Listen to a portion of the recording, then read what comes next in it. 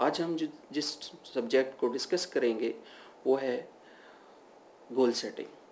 Goal setting, जब तक आपकी गोल सेटिंग क्लियर नहीं है उस वक्त तक आप कोई भी मंजिल, कोई भी मकसद अचीव नहीं कर सकते। अपने गोल्स को अचीव करने के लिए सबसे पहले उनके डायरेक्शन का सेट होना बहुत ज़रूरी है। Goals should be smart, selective, achievable, measurable and time bound. Goals आपके कोई भी हो सकते हैं, वो आपके पर्सनल गोल्स हो सकते हैं, वो आपके फाइनेंशियल गोल्स हो सकते हैं, वो कैरियर गोल्स हो सकते हैं, या what ever you like in a life. Suppose अगर आप कोई भी गोल सेट करते हैं तो सबसे पहले उसको विजुलाइज करें और विजुलाइजेशन के ज़रिए उस मकसद को, उस गोल को अपने जहन के अंदर इस हद तक बैठाएं कि वो मकसद क्लियर आपको नज़र आता हो।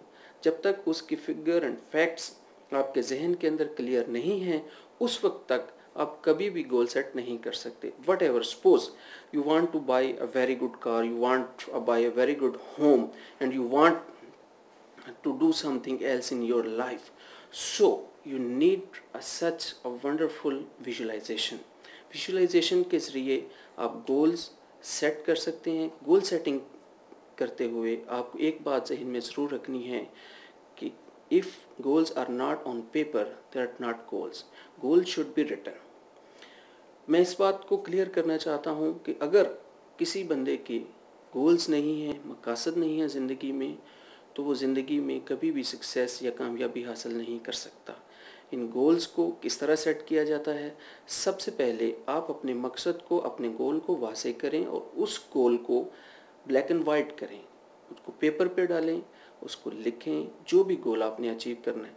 फिर उसके तमाम पहलुओं की तरफ नज़र रखें। जब तक के तमाम पहलुओं की तरफ आप फोकस नहीं करेंगे उस वक्त तक आप प्रॉपर गोल्स अचीव नहीं कर सकेंगे।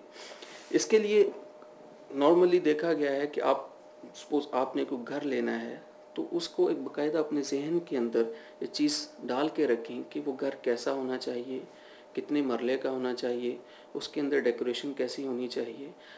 उसके बाद आप उसके साथ टाइम एडजस्ट ज़रूर करें कि किस वक्त तक आपने ये गोल अचीव करना है। वो टाइम एडजस्टमेंट जो है, जो उस गोल के साथ अटैच है, वो आपको एक मोटिवेशनल पावर अता करेगी।